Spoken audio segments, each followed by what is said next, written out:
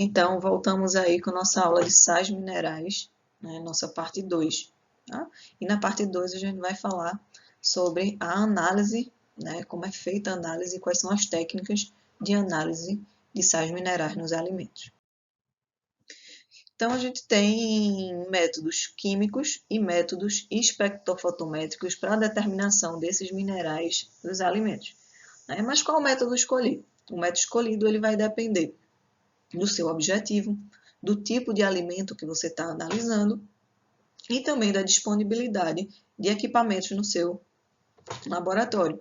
Né? Lembrando que a gente tem os métodos tradicionais, que são aqueles que a gente geralmente utilizam, né, vidrarias e reagentes já disponíveis no nosso laboratório, que são usuais, tá? E os métodos instrumentais, que vão precisar de equipamentos mais sofisticados, reagentes mais sofisticados, para a gente obter, né, essa análise. Então, quando a gente vai determinar qual método escolher, a gente tem que levar tudo isso em consideração. Então, a gente vai começar a falar sobre os métodos químicos. Né? Os métodos clínicos são a aplicação de um processo, ou então série de processos, de forma a obter informações químicas e físicas sobre uma amostra ou sobre algum componente dessa amostra. Tá?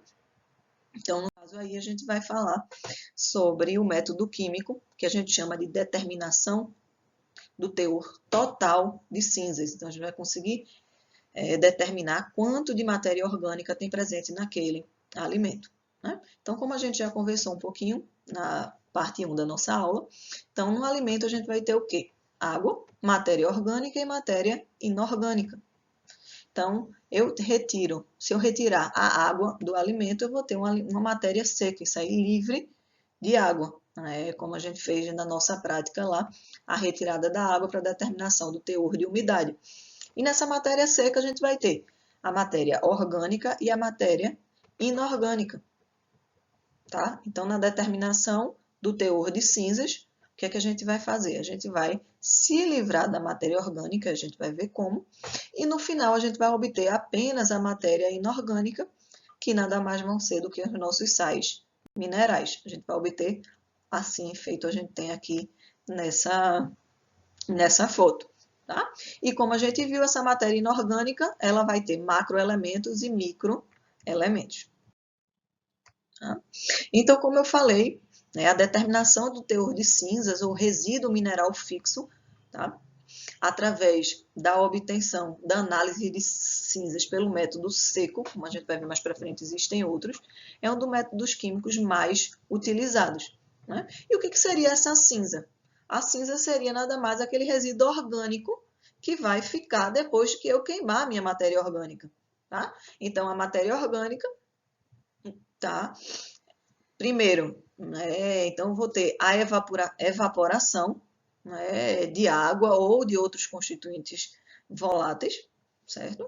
E depois disso a gente vai ter a queima da matéria orgânica, né, que vai ser transformada em CO2, água ou NO2, certo? E o que é que vai ter após essa queima? Só o resíduo inorgânico.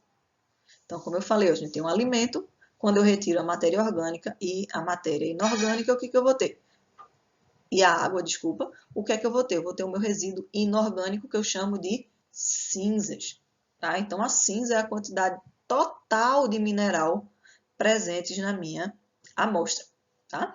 Porém, em algumas situações, pode ser que ela não reflita o total de minerais, tá? Porque pode acontecer perdas por volatização ou por interação com outros constituintes. Tá? Então, como eu falei, ó, alguns minerais eles podem ser perdidos por volatilização. Né? Então, pode ser que não reflita o teor total. Tá? E a gente sabe que a temperatura de volatilização, né, de alguns compostos, a gente tem o carbonato de potássio, que vai volatilizar a 900 graus Celsius, o carbonato de sódio a 900 graus Celsius. Tá? O cádmio, zinco, né, que vão estar volatilizando numa temperatura mais alta, certo? Mas isso não faz com que seja um método inválido, tá? Tanto que é um dos métodos mais utilizados. tá? E qual é o tempo que ele vai ficar lá fazendo essa queima? Vai depender do alimento, tá? Então, a gente tem especificação para grão e ração, onde geralmente a gente vai ter um tempo de 2 horas. Já demais produtos, a carbonização vai terminar quando o material se torna completamente branco ou cinza, né? E o peso da cinza também fica constante. Então, da mesma forma que a gente faz lá por teor de umidade, a gente deixa lá queimando, né? Depois de um certo tempo a gente retira e pesa, depois volta lá para continuar queimando, e quando a gente retirar e pesar novamente, se o teor ficar constante, isso significa que a gente tem apenas cinza lá, significa que a gente tem apenas matéria inorgânica, tá? E esse processo ele pode ser longo, tá? E quando esse processo ele é longo, a gente consegue acelerar esse processo colocando, né, glicerina, álcool e oxidantes químicos para acelerar esse processo de queima. Certo? Normalmente, essa amostra vai ser levada a uma temperatura entre 500 e 600 graus, tá? Em geral, 500, 550 por, geralmente, 24 horas. Mas, como eu falei, né? Dependendo do produto, pode ser um pouco a mais, um pouco a menos, tá? Então, a gente tem, por exemplo, carnes e produtos lácteos, produtos açucarados, né? Uma temperatura, em geral, usada de 525. Já para produtos lácteos, tá? Com exceção da manteiga, tá? Peixes, a gente já vai usar 550. Na manteiga, por exemplo, que é a exceção, 500. Já se eu estou analisando uma ração ou um mel, né, então eu vou deixar isso aí por volta de 600 graus Celsius. Né? E o peso da amostra, né, vai variar com o conteúdo da cinza. Né? Então, por exemplo, no leite, in natura, a gente tem cerca de 0,7 de cinzas. No queijo, vai depender do tipo de queijo, pode variar de 1 até 6. Na farinha de trigo, né, de 0,3 a 8. Tá? Na carne de boi, 0,8 a 1. Aqui, ó, o açúcar e xarope, como eu falei anteriormente, a cinza é 0. Tá? Então, se eu tenho alguma quantidade de cinza aí, então isso já me indica que eu tenho adulteração com alguma coisa. Né? E a gente tem também o caso do sal de cozinha, né? O NaCl, que aí o teor de cinzas vai dar 100%, né? Porque a gente vai estar tratando aí de 2 minerais, né? Então, né? Vai estar tratando de 2, né? Do sódio e do cloro. Né? Então, no caso aí vai ter que ter 100%. Então, se a gente não tem 100%, a gente tem menos, também indica que tem alguma coisa errada aí, tá? E para o alimento seco, aí a gente geralmente vai ter um total um pouco maior, tá? Porque a gente vai retirar a água, tá? Então, essa cinza ela vai ficar mais concentrada. Certo?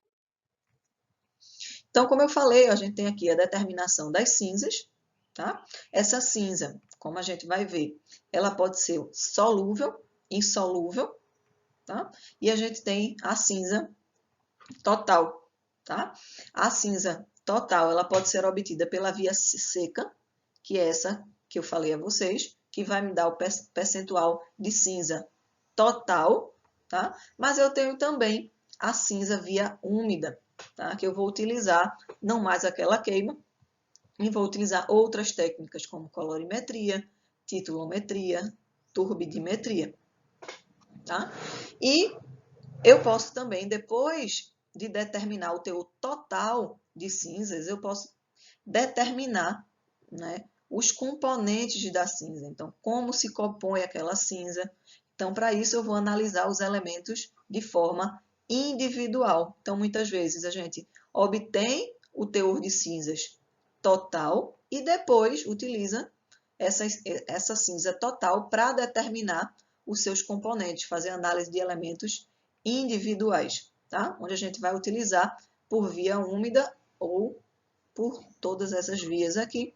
E a gente tem também, né, essa análise também podendo ser feita por espectrofotometria. Tá? Aqui um pouquinho sobre a preparação da amostra, mas a gente vai ver isso melhor durante a nossa aula prática. Tá? Então, se eu estou falando de um alimento sólido, esse alimento ele tem que ser finamente moído.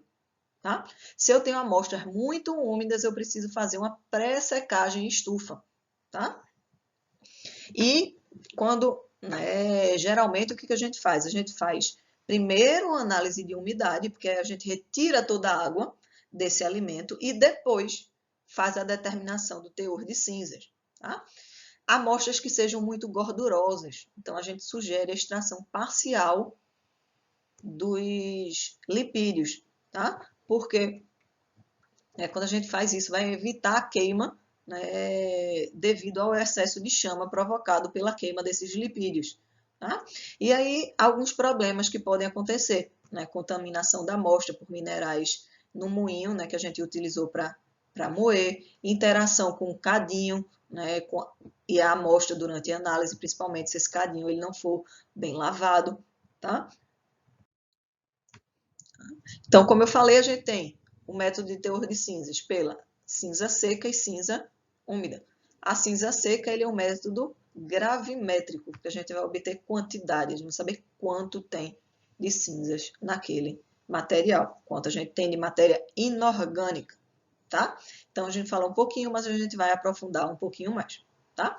Então, qual é o fundamento? Então, eu vou carbonizar a matéria orgânica, tá? Usando uma chama e depois eu vou fazer uma incineração. Então, para fazer essa incineração, eu vou utilizar uma mufla. Tá? Então, a temperatura da mufla ela vai ser acima de 500 graus, como a gente viu, 500, 600, dependendo do tipo de alimento. Tá? E aí, né, como a gente já falou também, a água e substâncias voláteis elas vão ser vaporizadas e a substância orgânica vai ser queimada em presença do oxigênio. E aí, essas substâncias orgânicas elas vão ser transformadas em CO2, água, N2 ou NO2 ou NOx, né? Dependendo do tipo do alimento. Tá? O tempo de incineração foi aquilo que a gente já viu, tá? O slide ficou aqui um pouquinho repetido, né? Então, a gente tem especificação para grãos e ração, tá? Que é cerca de 2 horas, porém, para outros materiais, né, a gente tem que, né, ir colocando. Geralmente, deixa 24 horas, tira, faz a pesagem, deixa mais um pouco, faz nova pesagem para ver se a quantidade, né, permaneceu a mesma. Né? Se permaneceu a mesma é porque todo o resto já foi queimado e a gente tem apenas matéria inorgânica. Tá? Então, rapidinho, o que a gente vai ver na prática, o que a gente vai fazer? A gente vai manipular o cadinho com a pinça, evitando o contato com as mãos, né, para evitar transferência de alguma coisa, né, e evitar também que a gente coloque mais água ali naquele sistema. Tá? A gente vai aquecer o cadinho na mufla por 550 graus por 30 minutos. Né? Depois disso, a gente vai esfriar em dessecador, da mesma forma, que vai sair muito quente. Né? E aí a gente tem que deixar no dessecador para não adquirir mais água, né? E esperar esfriar e também fazer com que a gente não tenha contaminação. Tá? Depois a gente vai pesar em balança analítica, né? Registrar o peso desse cadinho vazio, tá? E no cadinho já incinerado a gente vai colocar a amostra seca, tá? Geralmente aquela amostra que já foi proveniente da análise por teor de umidade. Tá? Vai pesar em balança analítica e depois vai colocar todo o conjunto lá na mufla, né? Cadinho mais amostra. Né? Vai colocar uma temperatura baixa e depois vai aumentar essa temperatura. Né? E quando é que vai acabar? Quando a cinza ficar branca, né? Ou um cinza clarinho, né? A gente termina a incineração. Né? Então aí a gente coloca, né, o cadinho mais as cinzas para resfriar e depois pesa novamente. Tá? Depois disso, a gente anota o peso, volta novamente para a mufla, deixa mais um tempinho, uns 15 minutos, meia hora, né? Retira novamente e faz nova, coloca no dessecador e depois faz nova pesagem. Né? Uma vez que a gente faz nova pesagem, se o peso continuar o mesmo, isso significa, né, que a gente tem apenas lá, apenas, né, cinza contendo a nossa matéria inorgânica. Tá? E aí depois a gente vai calcular o teor de cinza. Tá? Então a gente vai pegar o peso da cinza, multiplicar por 100 e dividir, tá, pelo peso da amostra. Tá? E outra forma de fazer o cálculo é usando uma regra de 3. Né? Então a gente vai pegar o peso da cinza. Tá? Então, o que é o peso da cinza? É a diferença entre o peso final do cadinho e o peso vazio. Tá? Aqui vai colocar x, 100. tá? Então, vamos calcular e vamos determinar o teor de cinzas, tá? Então, quando eu faço isso aí, eu vou ter o teor de cinzas total. Então, se eu quiser identificar dentro daquelas cinzas quais são os minerais que eu tenho, aí eu vou ter que utilizar métodos mais específicos para determinação, né, desses elementos específicos, tá? E aí, geralmente, a gente utiliza outros métodos, né, que não seja o método da queima seca. E quais são as vantagens e desvantagens dessa queima seca, né? Então, a queima é seca, né? Então, praticamente não precisa de nenhum reagente, tá? Ele é um método seguro e simples. É um método onde eu consigo manusear um grande número de amostras, tá? E ele é muito utilizado, como eu falei, para determinação do teor total de minerais e também, né, é a forma de preparo para a gente poder obter depois, através de outras técnicas, os minerais específicos. Né? Mas a gente tem desvantagens também. Tá? Ele é demorado, então um método que ele pode demorar 12, 24 horas. Tá? Tem um alto custo operacional, por quê? Porque a mufla, ela consome muita energia. Tá? E a outra desvantagem é que a temperatura elevada ela pode terminar volatizando alguns minerais. Tá? E a gente precisa de um manuseio cuidadoso, tá? Por conta da leveza das cinzas. Então, as cinzas são muito leves. Então, qualquer coisa, a cinza pode, né, a gente pode mexer e ela se levantar, né? E as cinzas também são muito higroscópicas, tá? Então, ela puxa muita água. Então, por isso que quando a gente tira da mufla, a gente coloca lá no dessecador, tá? Porque aí não vai entrar água e aí a gente vai ter, né, certeza do peso dali, que é só peso cinza. Tá? Outro método da gente conseguir fazer a identificação de cinzas é as cinzas úmidas. Tá? Então, a cinza úmida, né, esse método, ele é usado principalmente para preparação de amostras para análises subsequentes, né, para aquela análise onde a gente vai determinar os minerais específicos. Tá? E aí, diferente da queima seca, a quebra da matéria orgânica vai ser por digestão. Tá? Então, a gente vai utilizar soluções com agentes oxidantes que vão quebrar essa matéria orgânica. Tá? Essa digestão ela pode ser feita utilizando ácido sulfúrico, tá? Que não é um agente oxidante muito forte, mas é utilizado, e também utilizando o ácido nítrico, tá? Que é um bom agente oxidante. Então, a gente vai quebrar bem essa matéria orgânica, né? E aí a gente vai conseguir. Né? Então, a temperatura e o tempo, né, vai depender do quê? Do ácido, do agente oxidante. Pode ser de 10 minutos ou até algumas horas. Tá? E a temperatura é de cerca de 350 graus Celsius. Tá? Então, geralmente, para amostras vegetais e amostras ricas em gorduras e açúcares, a gente utiliza a mistura de ácido sulfúrico com ácido nítrico e geralmente fica ali por 8 horas. Tá? Então, se eu estou falando já de uma amostra com proteínas e carboidratos, tá? Eu vou utilizar ácido nítrico e ácido perclórico a 70%, 1:2 por 10 minutos. Tá? E essa solução resultante, ela vai ser utilizada para a gente conseguir determinar os minerais específicos. Tá? Então, novamente aqui, as cinzas, a gente pode determinar as cinzas, né? Total, né? Então, cinza total. Pode ser por via seca ou via úmida. Por via seca, né? Então, eu vou obter o percentual de cinza total. Tá? E eu posso determinar que componentes, que minerais estão presentes naquela cinza, tá? Fazendo essa análise de elementos individuais. E aí, normalmente, utiliza a via úmida e seguida desses outros métodos, colorimetria, titulometria, absorção atômica, emissão de chama ou turbidimetria. Tá? E quais são as vantagens e desvantagens da via úmida? Tá? Então, a vantagem, né, é que ela consegue, né, determinar a composição individual de cada mineral das cinzas. Tá? E também por a gente usar baixas temperaturas, isso vai evitar perdas de alguns minerais, como a gente viu, por volatilização. Tá? E a vantagem também é que essa decomposição da matéria orgânica ela é feita de forma rápida, então é um tempo menor, tá? Já a desvantagem, a gente tem que, no geral, esses reagentes eles são corrosivos, tá?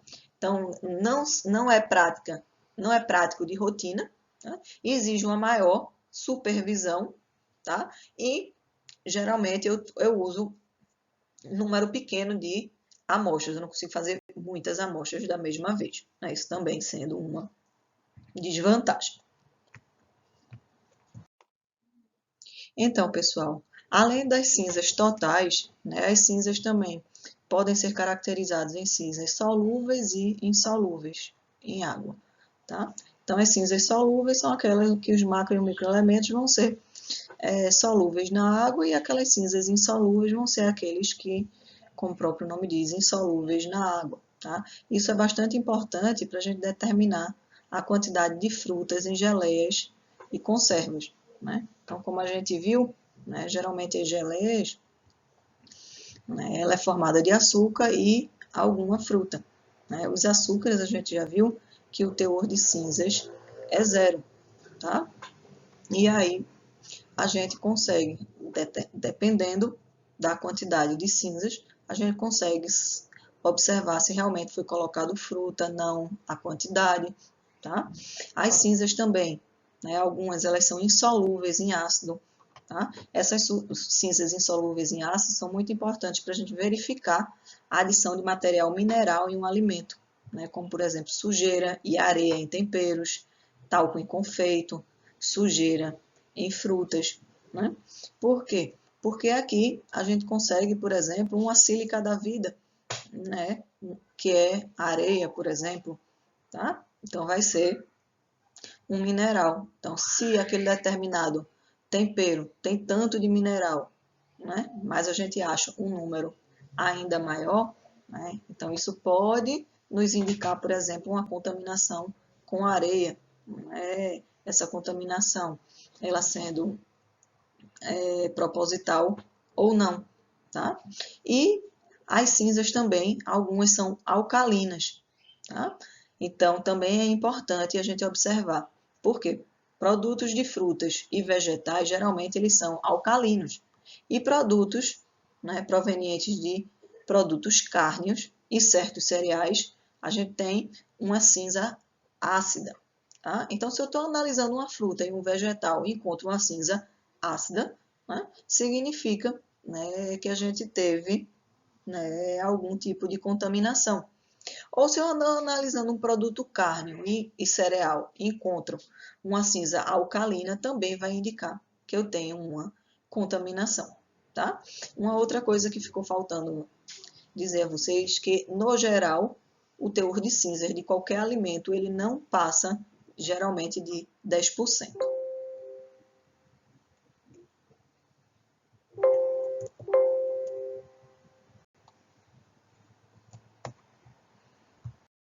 Então, continuando, que a gente teve um probleminha aí com a passagem dos slides, tá? Então, para fechar, a gente vai fazer novamente um geral da importância, né, dessa determinação do teor de cinzas dos alimentos, né? Então, como a gente viu, vai fornecer informações sobre o valor nutricional, né, uma vez que vai dizer o conteúdo de minerais, né? Além disso, né, a determinação das cinzas é o ponto de partida para a gente analisar minerais específicos, tá? Porque a partir da análise de minerais específicos, eu vou conseguir determinar quais minerais estão presentes, né? E a gente já viu que os minerais eles são indispensáveis para o nosso metabolismo, tá? E também a identificação, né, de componentes específicos dessas cinzas vai ajudar a gente a identificar elementos traços, por exemplo, que sejam prejudiciais à nossa saúde. Tá? Algum mineral colocado, por exemplo, em um inseticida, em algum agrotóxico. Tá? A gente viu também, né, que é um indicativo de pureza, para eu ter certeza, por exemplo, que foi uma fruta, foi colocada numa gelatina, numa geleia, porque a gelatina também, né, ela tem um teor, a gelatina sem nada tem um teor zero de minerais, tá? Doces, sujeira em condimentos, contaminação com inseticida, contaminação com estanho em latas amassadas, lembra? Né? Então, pode ser indicativo também de adulteração, se eu coloquei uma areia, né? Uma sílica, que vai ser o quê? Um mineral, tá? Então, vai aumentar o teor de cinzas daquele determinado alimento. O talco também, as sujeiras, vão ter o quê? Minerais, né? E aí podem ser indicativos de adulteração, tá? E também é muito utilizado como índice de refinação em açúcar e farinha, né? Por quê? Porque açúcares e farinhas, eles devem ter zero de minerais, né? Então, se eu tiver qualquer quantidade a mais, né, isso indica alguma contaminação, e a contaminação, né, eu não vou ter um açúcar, uma farinha refinada. Aqui novamente, né, o quadrinho que a gente já viu, tá? Determinação das cinzas, cinza total, feita pela via seca, né, ou via úmida. A via seca vai dar a porcentagem total, né? Posso determinar os componentes individuais, né? Então, geralmente eu faço a obtenção da cinza por via úmida e depois utilizo algum outro método para determinar quanto eu tenho de cada um desses elementos de cinzas, tá? E fora o método químico, né, a gente tem os métodos espectrofotométricos, tá? E esses métodos, eles são os mais adequados para análise de minerais, né? Principalmente se eu quero saber a quantidade de cada um, tá? Mas são métodos que a gente precisa de equipamentos, né? Alguns reagentes que não podem não ser comuns a um laboratório, tá? E esses métodos espectrofotométricos, eles vão medir a intensidade da radiação, né? Usando transdutores fotoelétricos ou outro dispositivo eletrônico, né? Então, a gente utiliza muito o espectrofotômetro, né? Então, existem vários tipos de espectrofotômetro que a gente pode utilizar aí, né? Espectrofotômetros de 400 a 800 nanômetros, luz visível, UV, infravermelho, né? E esses métodos espectrométricos eu tenho espectrofotometria de absorção atômica, espectrofotometria de emissão atômica, eletroforese capilar, a cromatografia iônica e também métodos eletroquímicos e de espectroscopia de infravermelho, tá? Porém, esses métodos espectrofotométricos a gente não vai entrar tanto em detalhes, tá, pessoal? Então é isso aí, a análise dos sais minerais nos alimentos.